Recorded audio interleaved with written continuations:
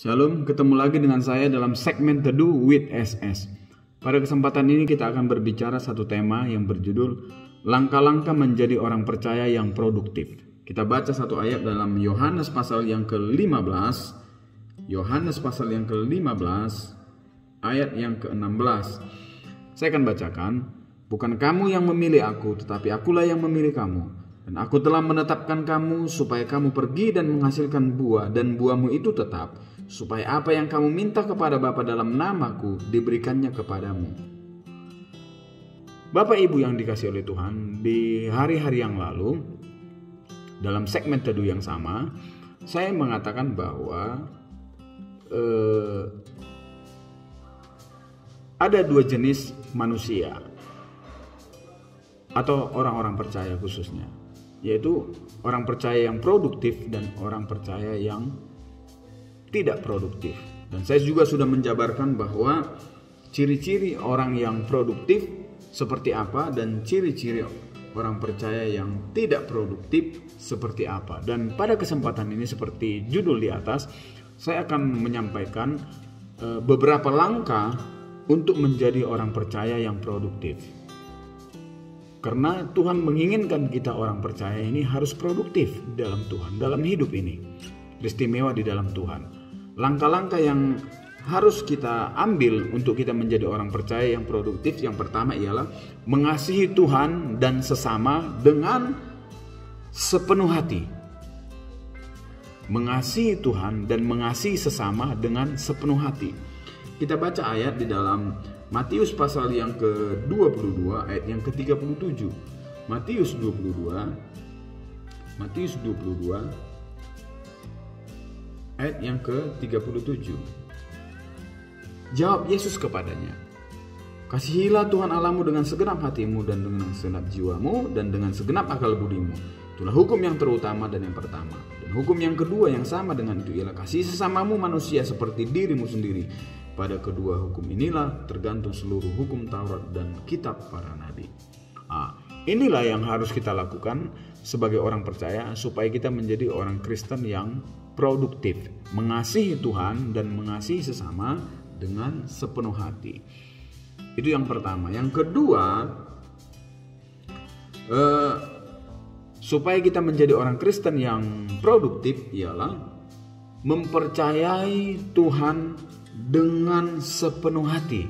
Mempercayai Tuhan dengan sepenuh hati, tidak separuh hati. Kita harus percaya penuh kepada Tuhan bahwa Ia sanggup melakukan segala perkara. Kita lihat satu ayat di dalam Roma pasal yang keempat ayat yang ke-18. Roma pasal yang keempat ayat yang ke-18. Roma pasal yang keempat ayat yang ke-18 saya akan bacakan. Sebab sekalipun tidak ada dasar untuk berharap, namun Abraham berharap juga dan percaya bahwa ia akan menjadi bapa banyak bangsa menurut yang telah difirmankan. Demikianlah banyaknya nanti keturunannya. Ini yang harus kita lakukan. Seperti Abraham, walaupun tidak ada dasar untuk dia percaya kepada Tuhan, kepada janji Tuhan, karena usianya sudah lanjut dan istrinya Sarah juga sudah mati haid. Tetapi dia tetap percaya sepenuh kepada janji Allah, bahwa janji Allah itu akan digenapi dalam hidupnya. Begitu juga dalam kehidupan kita orang-orang percaya. Kita harus mempercayai firman Allah, kita harus mempercayai Allah dengan sepenuh hati. Janji-janjinya akan dia genapi dalam kehidupan kita. Kita mempercayainya dengan sepenuh hati. Kalau kita mempercayainya dengan sepenuh hati, inilah yang menjadikan kita orang Kristen yang produktif. Itu yang kedua. Yang ketiga, melayani dengan sepenuh hati. 2 Tawarik pasal yang ke-31, 2 Tawarik 31, 2 Tawarik 31, 2 Tawarik 31 ayat yang ke-20 saya akan bacakan. Demikianlah perbuatan Hizkia di seluruh Yehuda. Ia melakukan apa yang baik, apa yang jujur, dan apa yang benar di hadapan Tuhan Allahnya. Dalam setiap usaha yang dimulainya untuk pelayanannya terhadap rumah Allah dan untuk pelaksanaan Taurat dan perintah Allah. ia mencari Allahnya. Semuanya dilakukannya dengan segenap hati, sehingga segala usahanya berhasil. Ini untuk kita menjadi orang Kristen yang produktif, maka firman Allah mengatakan dalam 2 Tawarik tadi, seperti Hizkia, melakukannya dengan sepenuh hati, melayani dengan sepenuh hati, bukan tanggung-tanggung. Apapun yang kita lakukan, pelayanan dalam gereja, dalam rumah, di masyarakat, dimanapun kita berada, kita harus melayaninya dengan sepenuh hati. Berdoa misalnya pelayan, kita berdoa dengan sepenuh hati. Membantu pekerjaan Tuhan dengan sepenuh hati.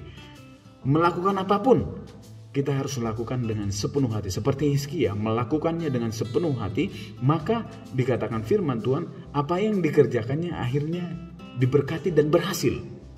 Kalau ini kita lakukan, maka kita menjadi orang Kristen yang produktif.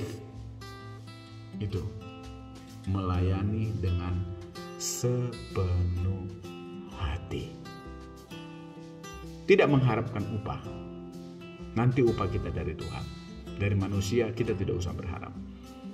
Nanti Tuhan akan. Kita layani aja dengan sepenuh hati. Dengan demikian kita menjadi orang Kristen yang produktif. Dan satu hal lagi, supaya kita menjadi orang Kristen yang produktif ialah berkorban dengan sepenuh hati. Berkorban dengan sepenuh hati. Jadi kita berkorban ini jangan tanggung-tanggung, jangan setengah hati. Kita harus berkorban dengan sepenuh hati. Kalau kita berkorban dengan sepenuh hati, maka ini akan menjadikan kita orang Kristen yang produktif. Kita lihat ayatnya di dalam 1 Raja-Raja 17. 1 Raja-Raja 17. 1 Raja-Raja 17. 1 Raja-Raja 17. 1 Raja-Raja 17.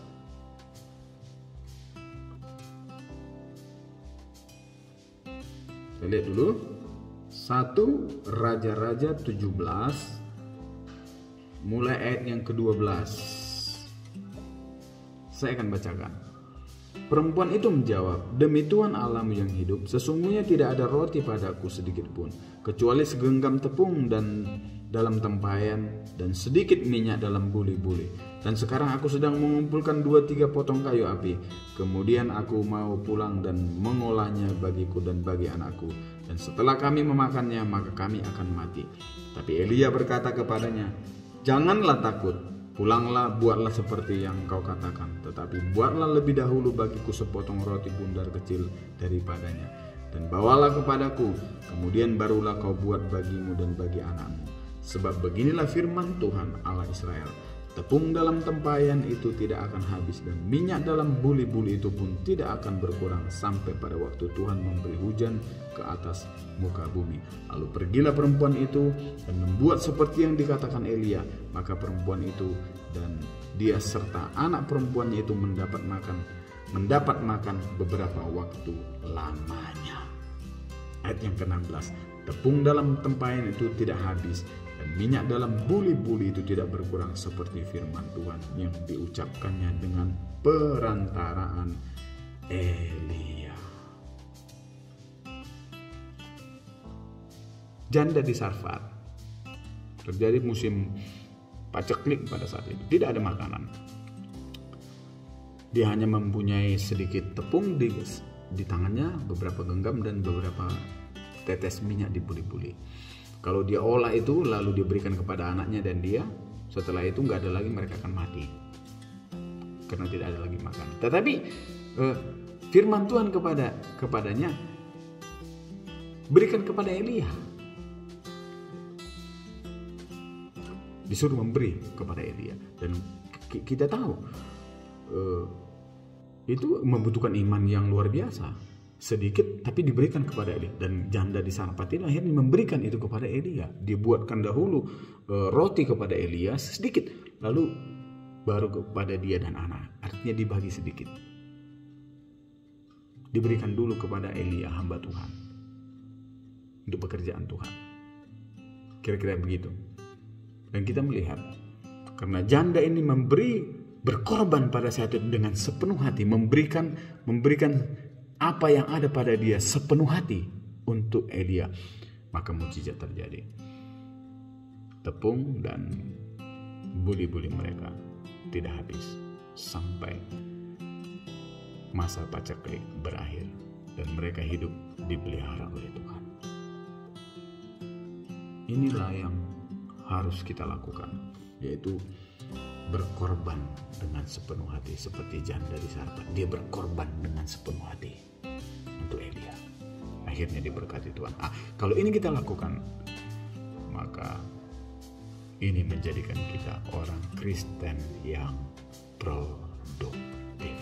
Biarlah kebenaran firman Tuhan ini memotivasi kita untuk kita menjadi orang-orang Kristen, orang-orang percaya yang produktif. Terima kasih.